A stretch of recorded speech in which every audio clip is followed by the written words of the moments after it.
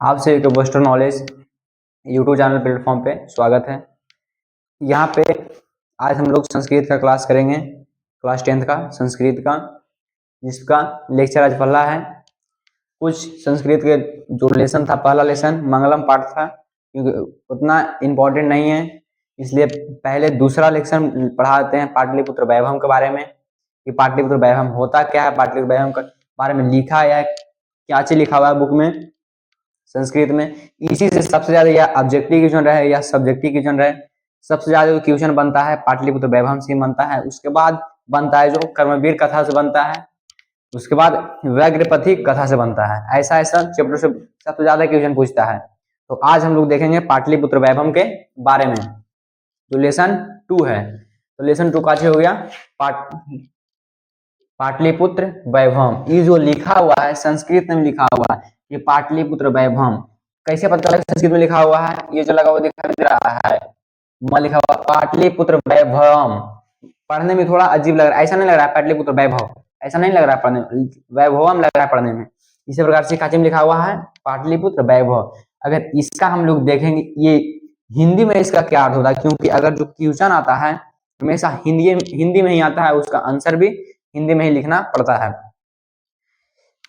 तो इसमें जो हो गया पाटलिपुत्र वैभव जो लिखा हुआ है, इसका मतलब काची होता है, इसके बारे में उस पे हम लोग चर्चा करते हैं। पहले पाटलिपुत्र वैभव जो लिखा हुआ है, इसका जो अर्थ होता है पाटलिपुत्र वैभव मतलब पटना के बारे में पूरा वैभव जानना है। पटना के बारे में क्या चीज है, पटना क्या है, उसके बारे में पूरा जानना डिटेल से, इसलिए इसका होता है वैभव। पाटलिपुत्र में समझ में आ रहा है किसका नाम चल रहा है? पटना का। पटना का वो जो पाटलिपुत्र, अभी जो पाटलिपुत्र है उसका चर्चा नहीं चल रहा है। जो पहले था वो पाटलिपुत्र पटना का ही नाम था, जो अब तो धीरे धीरे मतलब बढ़ते, जैसे राजेंद्र नगर ऐसे सब अलग अलग उसका वहां पे नाम रखा गया, लेकिन जो पहले था सिर्फ पटना था। पटना का किस उसका नाम दिया गया था काजी? पाटलिपुत्र। अब धीरे धीरे सब अलग हो गया जगह, यहाँ पे हो गया पटना। वैभव के बारे में मतलब के बारे में, के बारे में मतलब पटना के बारे में पूरा इसमें डिटेल से पढ़ना कि पटना में क्या हुआ था, उसका पहले नाम क्या था, ये क्या इसका इतिहास क्या है, यहाँ पे क्या क्या हुआ था पहले, ये सब मतलब पूरा पटना के बारे में पढ़ना है। पहले क्या हुआ था, अभी क्या हो रहा है उसके बारे में नहीं पढ़ना है, क्योंकि बुक में लिखा हुआ है तो ये पहले की बात होगा। अभी तो ऐसा नहीं है कि ब्रेकिंग न्यूज है कि ताजा खबर आप लोग देख रहे हैं, आज की ताजी खबर, ऐसा नहीं हो सकता है। बुक में लिखा हुआ है तो पटना के बारे में वैभव, तो पटना के बारे में पढ़ना है। तो यहाँ पे हम लोग सबसे पहले देखेंगे ये जो पटना है किस राज्य की राजधानी है। आप लोगों को पता होगा बिहार की राजधानी कहाँ है? हमारे बिहार की राजधानी कहाँ है? पटना है। तो सबसे पहले जो क्वेश्चन जो लिखा हुआ है बुक में हमारे कि बिहारस्य पाटलिपुत्र राजधानी नगरम, ये सब जो लिखा हुआ संस्कृत में लिखा हुआ, पूरा बुक ही संस्कृत में लिखा हुआ, लेकिन हम पूरा बुक को जो संस्कृत में लिखा था उसको हम हिंदी में कन्वर्ट किए, और जो पूरा चैप्टर हम पढ़ाएंगे हिंदी में ही पढ़ाएंगे, कि जैसे जो हिंदी में होता है इसका जो क्वेश्चन भी आएगा हिंदी में आएगा, जो आंसर लिखना होगा हिंदी में ही लिखना होगा। इसी प्रकार के अगर जो हम चैप्टर है पूरा चैप्टर पढ़ाएंगे हिंदी में ही पढ़ाएंगे। तो पटना मतलब इसके बारे में तो सबसे पहले आप लोगों को पता चल गया कि बिहार की राजधानी कहाँ है? पटना है। तो अब हम लोग बुक से देखते हैं कि बुक में क्या क्या लिखा हुआ है और उसका क्या क्या अर्थ होता है। तो देख लीजिए यहाँ पे बिहार राज्य की राजधानी पाटलिपुत्र नगर को सभी कालों से महत्वपूर्ण स्थान माना गया है। जो यहाँ पे बिहार राज्य की राजधानी है कहाँ है? पाटलिपुत्र, मतलब बिहार राज्य की राजधानी पटना है। तो पाटलिपुत्र पहले था, तो पाटलिपुत्र नगरम को कालों का महत्व स्थान माना गया है। जो पाटलिपुत्र राजधानी, बिहार राजधानी पाटलिपुत्र हो गया, इसको सर्व कालों से मतलब पहले से ही इसको महत्वपूर्ण स्थान माना गया है। इसका इतिहास, इसका मतलब पाटलिपुत्र, पाटलिपुत्र का इतिहास लगभग 2500 वर्ष पुराना। तो सबसे पहले ऑब्जेक्टिव क्वेश्चन, सबसे वीआईपी क्वेश्चन इस चैप्टर का अगर पूछे तो सबसे पहले क्वेश्चन यही आता है इसका कि बिहार पाटलिपुत्र का इतिहास, इसका इतिहास कितना वर्ष पुराना है? तो पाटलिपुत्र का इतिहास मतलब पटना का 2500 वर्ष पुराना है, 2500 वर्ष पुराना है। यहाँ तो कोई दिक्कत नहीं होगा। यहाँ धार्मिक क्षेत्र, औद्योगिक क्षेत्र और राजनीतिक क्षेत्र विशेष रूप से ध्यान करता है। मतलब यहाँ पे जो है हमारे पाटलिपुत्र में धार्मिक क्षेत्र है, औद्योगिक क्षेत्र है, राजनीतिक क्षेत्र है। तो आप लोग यहाँ पे बताइएगा धार्मिक क्षेत्र यहाँ पे कौन कौन? धार्मिक मतलब जहाँ पे घूमने वाला जगह हो, यहाँ पे धार्मिक मतलब वहाँ पे धर्म ग्रंथ ये सब होता है। जैसे हो गया महावीर मंदिर, तो ये कहाँ हो गया, पटना में, जिसको हम लोग पाटलिपुत्र बोलते हैं। तो ये हो गया धार्मिक क्षेत्र, हो गया औद्योगिक क्षेत्र, हो गया ये सब हो गया यहाँ पे। अब यहाँ पे देखिए, विदेशी यात्री मेगास्थनीज फहियान हुएंसा इतिशान, जो चारों है, लग रहा होगा नाम थोड़ा पढ़ने में अलग टाइप का, किस प्रकार का नाम है, तो हम लोग का भारतीय नाम नहीं है, ये सब अंग्रेज लोग थे। यहाँ पूछता है क्वेश्चन कि यूनान के राजदूत कौन थे, मतलब मेगास्थनीज, जो हम यूनान मतलब हमारे देश का नहीं, दूसरा देश का, यूनान अलग देश है, तो यूनान के राजदूत कौन थे, मेगास्थनीज। इसी प्रकार यहाँ पे लिखा हुआ है कि विदेशी यात्री मेगास्थनीज फहियान हुएंसा इत्यादि पटना का वर्णन अपने अपने स्वर्ण ग्रंथों में किया है। जो चारों है, चारों का हम यहाँ पे नाम लिख देते हैं। विदेशी यात्री,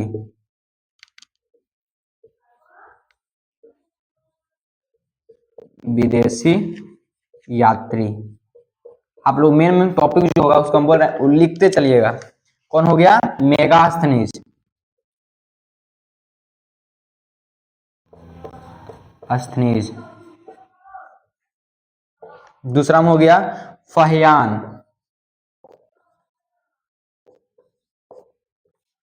तीसरा में हो गया हुएंसा,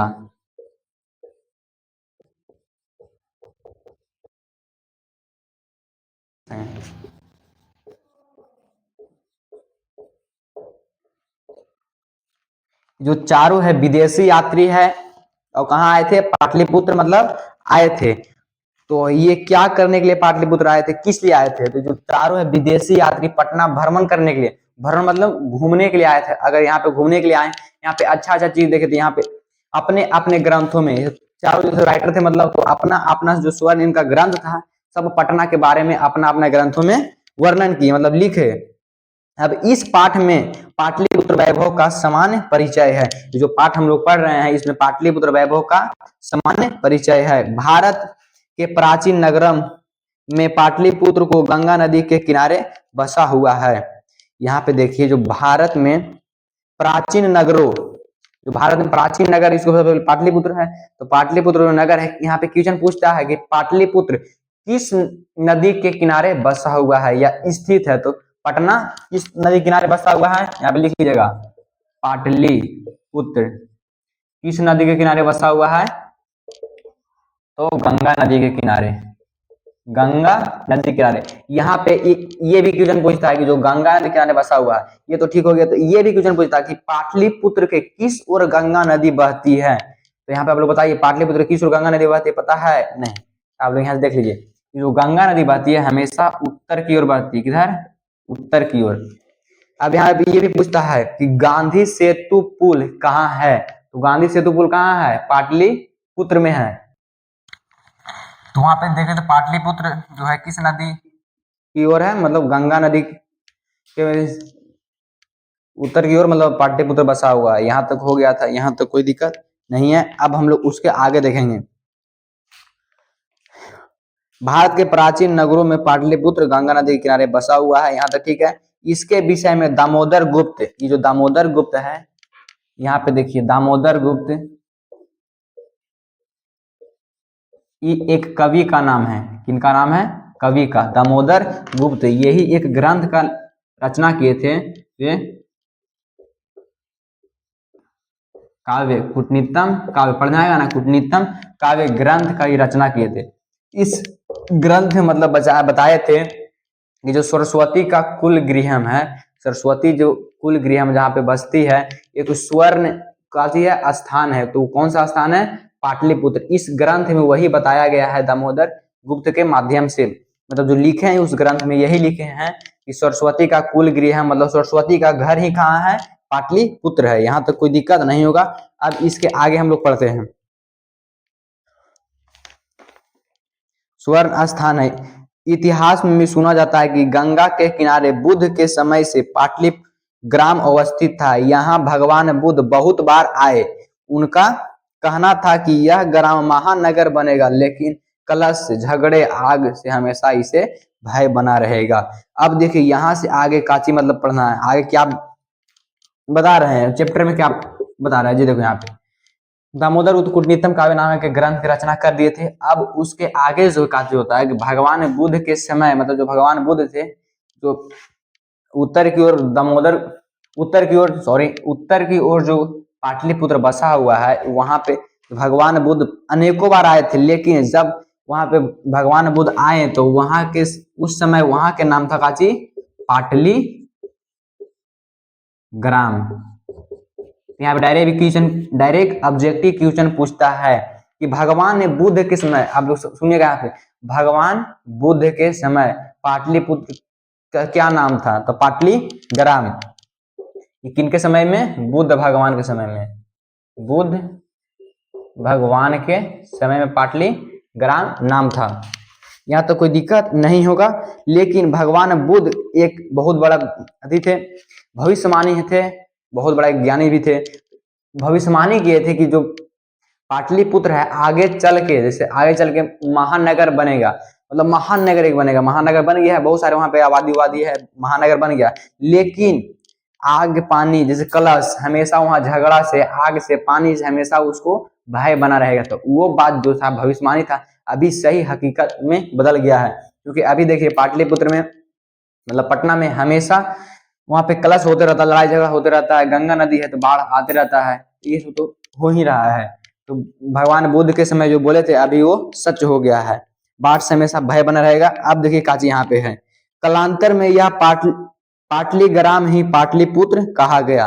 कलांतर मतलब उसके बाद, जो पाटलीग्राम पहले था उसके बाद पाटलिपुत्र कहा गया। अब चंद्रगुप्त मौर्य के काल में इस नगर का शोभा रक्षा अति उत्तम थी। जो चंद्रगुप्त के यहाँ से कहा जाता है चंद्रगुप्त मौर्य, चंद्रगुप्त मौर्य, यही जो यहाँ बोलता है कि Chandragupta Maurya. Question direct objective में ऐसे पूछता है कि किसके समय में पाटलिपुत्र की शोभा रक्षा अति उत्कृष्ट थी, मतलब अति उत्तम थी। तो किसके समय में? चंद्रगुप्त मौर्य के शासन काल में पाटलिपुत्र की रक्षा व्यवस्था अति उत्कृष्ट थी। अब यहाँ से एक और टॉपिक है, मतलब एक और पढ़ना है यहाँ से कि पाटलिपुत्र की रक्षक किसे कहा जाता है? पाटलिपुत्र की रक्षक किसे कहा जाता है? तो पटन देवी को। आप लोग अभी पता है आप लोग का पटन देवी कहाँ पे? पटना में है। तो यहाँ पे पटन देवी जो है तो इनको कहा जाता है पाटलिपुत्र की रक्षक देवी, इनको पटन देवी को। ये क्वेश्चन याद रखना, पाटलिपुत्र के रक्षक किसे कहा जाता है? तो पटन देवी को। यहाँ तो कोई दिक्कत नहीं। अब इसको मिटा दें।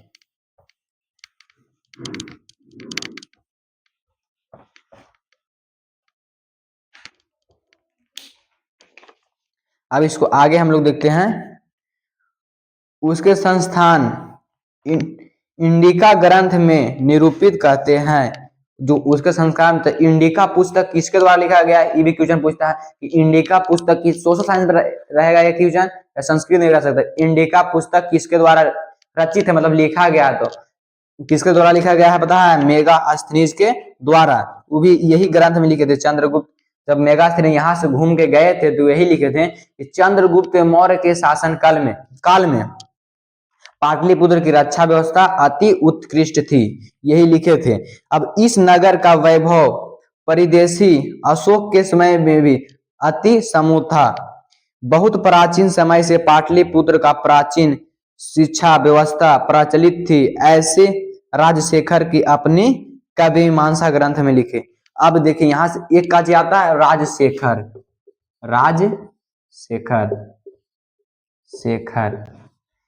ये भी है काजी थे, कवि थे।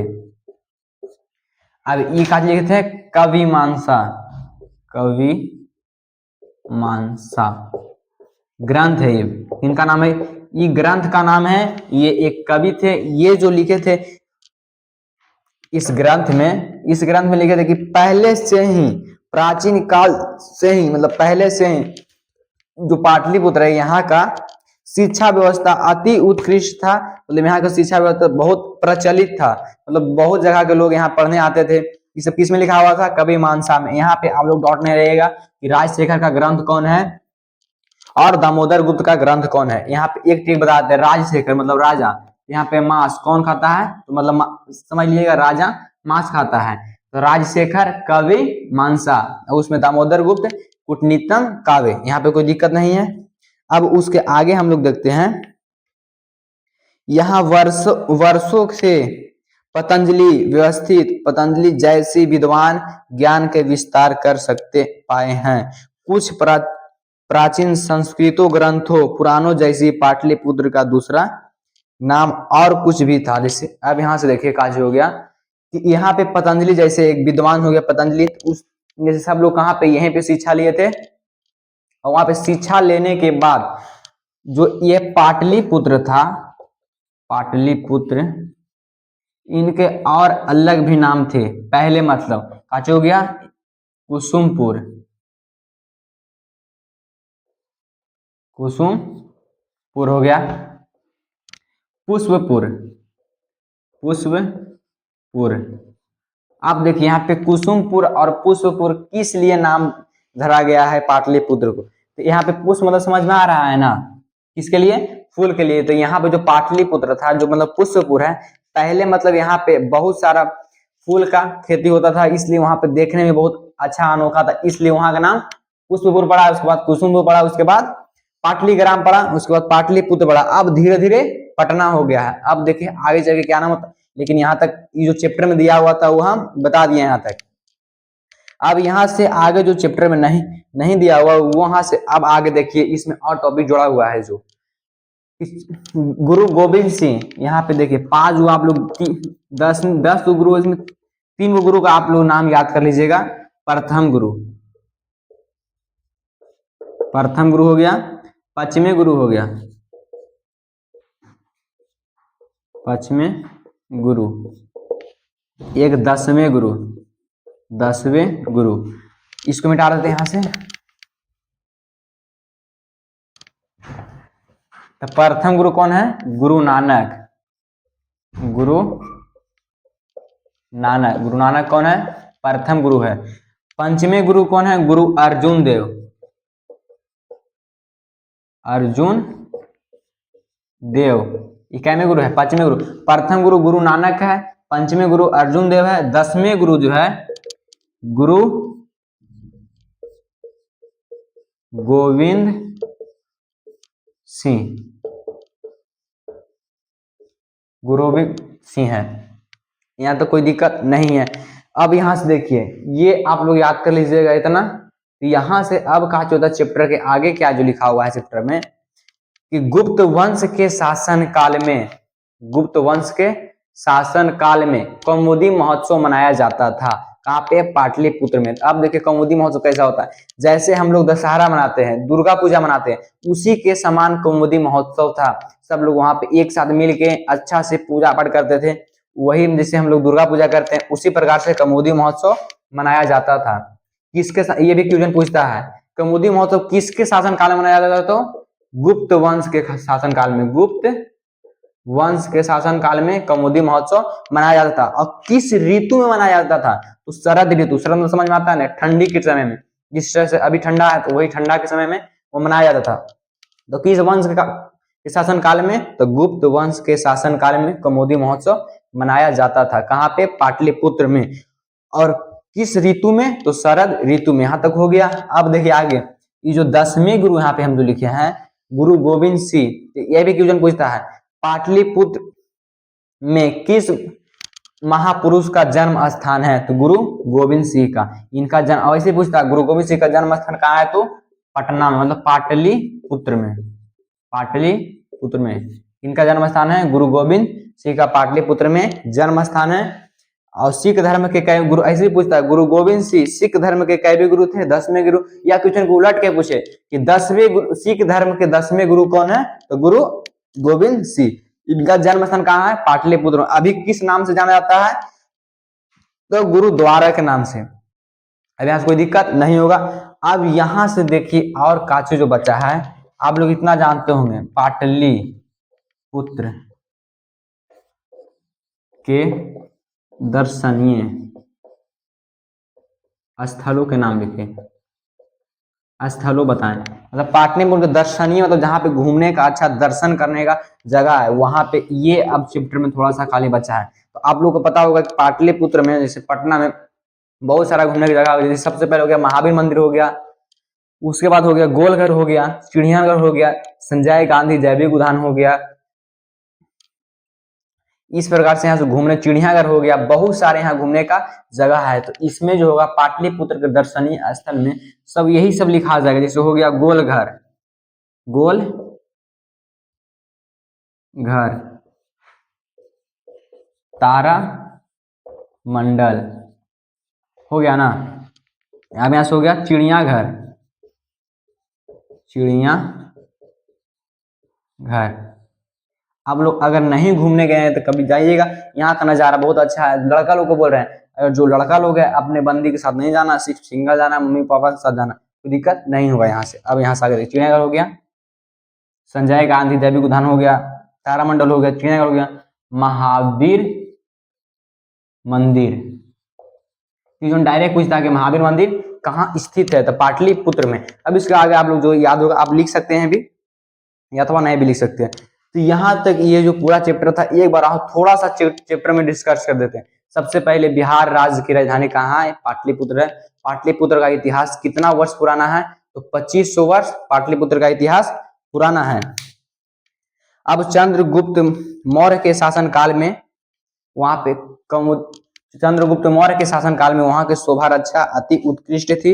एक कमोदी महोत्सव मनाया जाता था, किस पर्व के समान, दुर्गा पूजा के समान। अब यहाँ पे जो गुरु का नाम है, 10वें गुरु कौन है, गुरु गोविंद सिंह का जन्म स्थान पाटलिपुत्र है। यहाँ से कोई दिक्कत नहीं होगा।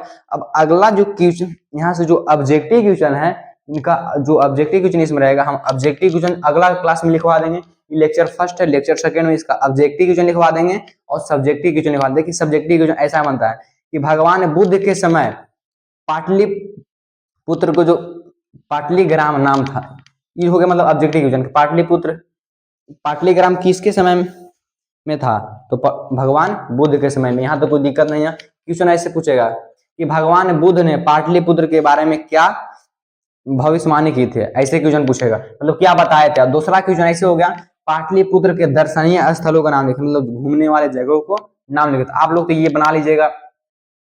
हम अगला जो क्लास होगा उसमें हम यही डिस्कशन करेंगे, उसका ऑब्जेक्टिव क्वेश्चन लिखवा देंगे। और जो आप लोग ऐसा मतलब पढ़ा दिए इसमें कि ऑब्जेक्टिव क्वेश्चन एक भी नहीं छूट सकता है। तो आज का क्लास यहीं पे ही समाप्त होता है, इन होता है। अब जो अगला लेक्चर होगा, अगला लेक्चर में आप लोग देखिएगा।